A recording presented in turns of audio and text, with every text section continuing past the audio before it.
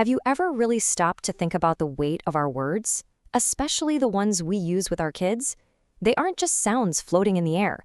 They're the actual building blocks for a child's entire inner world. Today, we're going to talk about how to use those blocks to build bridges, not walls. So let's get into it.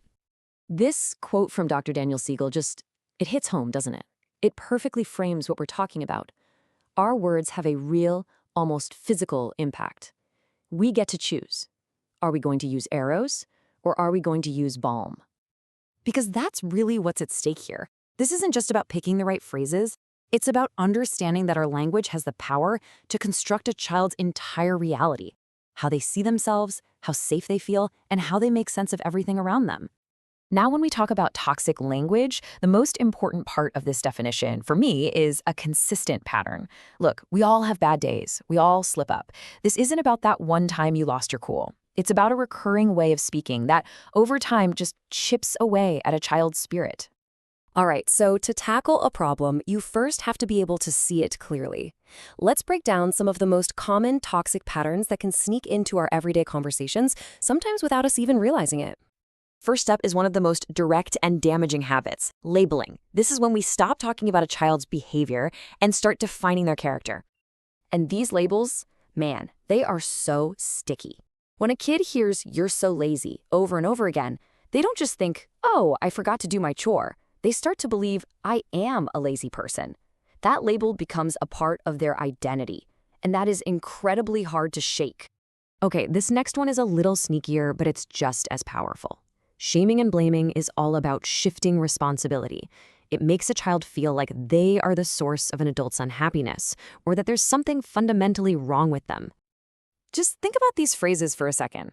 "Look what you made me do." That puts the weight of an adult's actions and emotions right onto a child's shoulders. That's a heavy, heavy burden.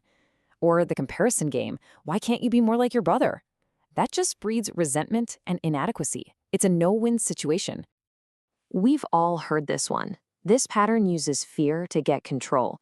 It might work in the short term, sure, but the long-term cost is huge. It completely erodes trust and creates a baseline of anxiety. When a kid hears threats like, "I'm going to leave you here," or the classic, "just wait till your dad gets home," they're not learning how to manage their behavior. They're just learning to be afraid of punishment. The goal stops being about cooperation and starts being about not getting caught.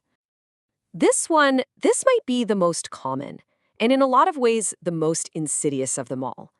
This is when we teach our kids that their feelings are wrong, that they're inconvenient, or that they just don't matter. Every time we say something like, "Stop crying, it's not that big of a deal," or "You're just overreacting," what are we really saying? We're sending a very clear message. Your emotions are not valid. Your sadness is an inconvenience to me. We're teaching them to stop trusting their own internal compass. So we can spot the patterns, but what's the actual fallout? Let's take a look at how this kind of consistent verbal negativity can leave some pretty deep, long-lasting psychological scars. And this is a perfect way to picture it, a domino effect. It all starts with that decreased self-esteem from the constant labeling. That knocks over the next domino, anxiety and fear. To cope with that, a child might act out aggressively or just withdraw completely. And because their feelings were always dismissed, they never learned to regulate them, which finally leads to this crippling perfectionism and fear of ever making a mistake. You see how one thing leads directly to the next? Okay, that was heavy, I know, but here is the good news, the really great news. None of this is permanent. We can consciously choose our words. We can choose to build bridges. So let's look at some simple, powerful swaps we can make. So check out this shift. "You're so lazy" is a character attack. But "I've noticed your toys haven't been put away." Well, that's just a neutral observation of a fact. And adding "let's tidy them up together" turns a potential fight into a moment of teamwork. It's a total game changer. This one is all about taking ownership of your own feelings. Instead of blaming the child, "You ruined everything," you state your own emotion. "I feel frustrated." It's honest, it's not accusatory, and it models emotional intelligence. Plus, it invites them to be part of the solution. You can just feel the difference here, right? The toxic version is an empty, exaggerated threat that runs on fear. The positive version is a calm statement of a boundary followed by a clear, logical, and totally fair consequence. It's not about terrifying them, it's about teaching them. And this might be the most powerful bridge of all. Instead of shutting down their feelings, You reflect them back. You validate them. Just hearing the words, "That must be tough," tells a child, "I see you. I hear you. Your feelings are real and they matter." That is a profound gift. So, if you're looking for one simple rule to take away from all this, let it be this one. Just try swapping your you statements for I statements, shifting from accusing them, "You are," to expressing yourself, "I feel," is the foundation for almost all of this. It changes the entire dynamic of the conversation. What's really amazing is that when we start to change our own language, the effect just ripples outward. It's not just about what happens between one parent and one child. It's about changing the whole culture of our families and even our communities. A lot of the time, we just repeat the toxic things we heard when we were kids. It's an intergenerational pattern.